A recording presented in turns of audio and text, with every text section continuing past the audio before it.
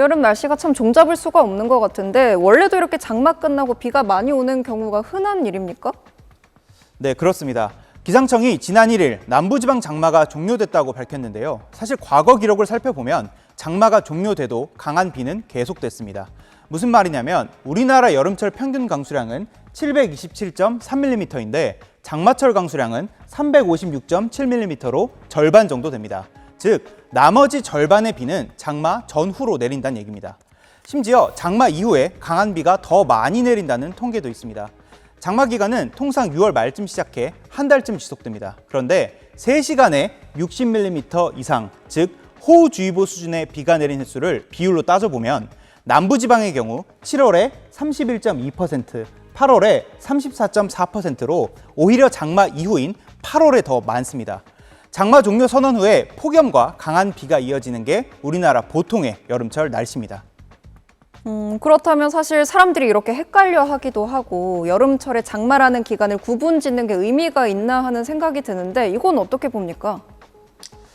네, 맞습니다. 우리나라의 이런 강수 특성 때문에 기상청은 지난 2009년엔 국민께 혼란만 줄 수 있다면서 장마 종료 시점을 발표하지 않겠다고 한 적이 있습니다.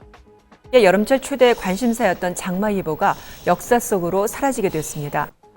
네, 하지만 장마 기간 문의는 계속 이어졌고 결국 다시 장마 종료일을 언급하고 있습니다. 기상청이 말하는 장마 종료는 사실상 1차 장마가 끝나고 폭염이 시작된다는 의미입니다. 6월 말에 북태평양 고기압이 장마 전선을 밀어 올리면서 시작되는 게 1차 장마입니다. 북태평양 고기압은 여름 내내 이렇게 수축하기도 하는데 이때 장마 전선이 같이 내려오면서 또 장맛비가 내립니다.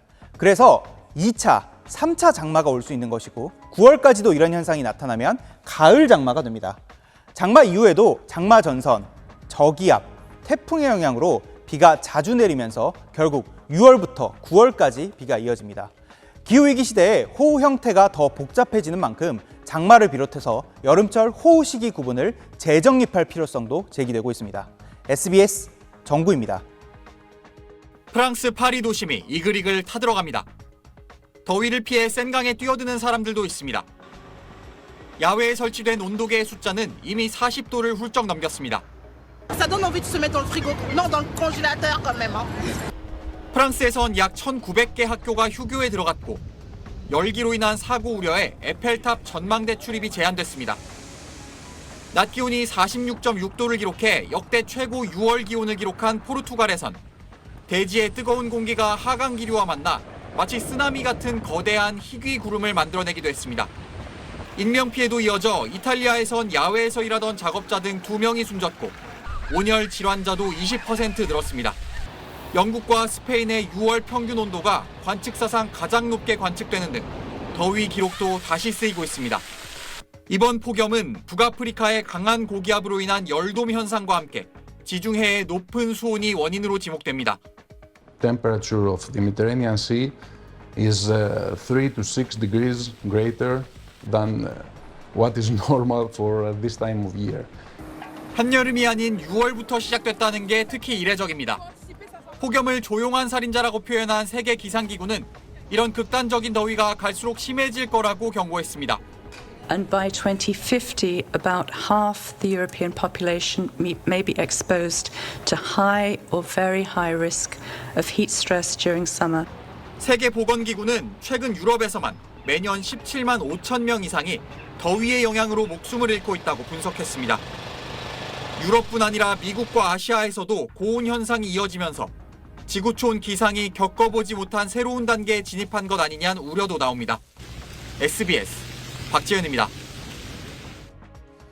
네, 올여름 더위는 이제 사람들 건강까지 심각하게 위협하고 있습니다. 어제 하루에만 응급실을 찾은 온열 질환자가 200명을 넘어선 걸로 집계됐습니다. 자, 올해 5월 20일부터 어제까지 발생한 온열 질환자가 한 1,200명 정도 되는데 이게 지난해 같은 기간과 비교를 해보면 2배 반 정도 많은 숫자입니다. 또 온열 질환 때문에 숨진 걸로 추정되는 사람도 벌써 8명이나 됩니다.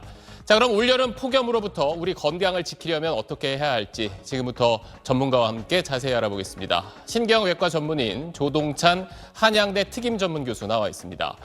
자, 옛날에는 뭐 여름에 더위 먹었다 이렇게 표현돼 있었는데 이제 그렇게 뭐 넘어갈 수 없는 수준이 됐습니다. 폭염이 얼마나 위험한 건지 좀 구체적으로 설명해 주시죠. 네, 오늘 서울 날씨 바로 예를 들어보겠습니다.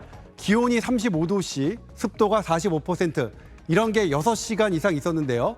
이걸 습구 온도, 인체 회복력 온도계로 계산해보면 27.7도인데요. 땀을 내서 열을 내리는 인체 방어 기전만으로는 자연 회복이 불가능한 상태입니다. 이게 얼마나 위험한지 영상 한번 보겠습니다. 의료진 지침에 따라서 20대 건강한 남성을 폭염에 노출시켰는데요. 분당 75회 뛰던 심장이 불과 3분 만에 106번까지 치솟았습니다. 환자가 어지럼증을 느껴서 바로 중단했습니다. 중단 안 시켰다면 바로 혈압이 떨어지고 의식을 잃었을 겁니다. 의식을 잃었을 때 주변에 사람이 없으면 목숨까지 잃게 되겠죠. 유럽 공동연구팀이 요즘처럼 폭염 상태에서는 불과 5분 만에 뇌산소 공급이 떨어져서 의식을 잃을 수도 있다는 것으로 나타났습니다. 요즘 우리나라 폭염은 이 자체로 재난적 상황으로 봐야 할 것 같습니다. 그러네요. 그런데 특히 이제 이런 날 어쩔 수 없이 계속 밖에서 일해야 하는 사람들이 있잖아요. 그런 분들이 더 조심해야 될 텐데 예를 들어서 뭐 어지럽다든지 내가 정신을 잃을 것 같다. 그러면 어떻게 해야 되는 겁니까? 네, 3가지 이유로 의식을 잃게 되는데요. 혈압이 너무 낮아져서 뇌 혈액에 공급이 잘 안 되는 거고요. 체온이 40도까지 올라가서 뇌 자체가 손상받는 겁니다. 그리고 염분이 너무 많이 빠져나가서 삼투압 균형이 깨지는 건데요. 심장이 빨리 뛰거나 어지럽거나 토할 것 같거나 계속 더운데도 오히려 땀이 나는 게 줄어들면 의식 잃기 직전이라고 봐야 합니다. 무조건 다른 사람의 도움을 받을 수 있는 서늘한 곳으로 이동해야 합니다. 뭐 앞서도 잠시 나왔지만 이렇게 더운 날은 아무래도 염분이 빠져나가기 때문에 땀을 흘려서 그러니까 미리 좀 소금을 먹어두면 좋다 이런 말도 있었잖아요. 그게 실제 효과가 있는 겁니까? 네, 땀을 많이 내면 실제로 나트륨이 많이 빠져나갑니다. 그래서 소금을 미리 먹어두는 게 더위 예방법을 알려졌었는데요. 그런데 일본 연구팀이 소방관을 대상으로 조사해봤더니요. 폭염 직전이나 폭염 이후에 소금을 섭취하면 온열 질환 위험이 최고 23배나 높아지는 것으로 나타났습니다. 소금을 대충 집어 먹으면 너무 짜게 먹는 경우가 많겠죠. 이러면 오히려 삼투압 균형이 깨져서 뇌 부종이 일어나기 쉽기 때문입니다. 그래서 체액과 비슷한 이온 음료로 염분을 보충하는 게 안전합니다.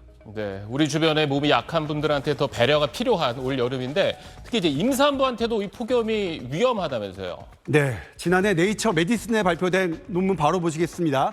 임신부가 폭염에 노출되면 조산 26%, 사산 13%, 선천성경 위험도는 48%까지 높아집니다. 임신부에 대한 특별한 배려가 필요합니다. 그리고 지난해 보면 온열 환자가 8월에 가장 많았는데요. 올해도 그럴 것 같습니다. 왜냐하면 더위가 길어질수록 더위에 대응하는 신체 능력이 소진되기 때문입니다. 그래서 적어도 8월까지는 3일 연속 일하면 적어도 반나절은 푹 쉬는 그런 방어적인 행동이 개인적으로나 사회적으로나 필요할 것 같습니다. 뭐 지금처럼 저희가 장마철에 뭐 폭우나 홍수 대비하듯이 이제 여름에 이런 폭염에 대한 준비도 철저히 하겠습니다. 네, 지금까지 조동찬 한양대 특임 전문 교수였습니다.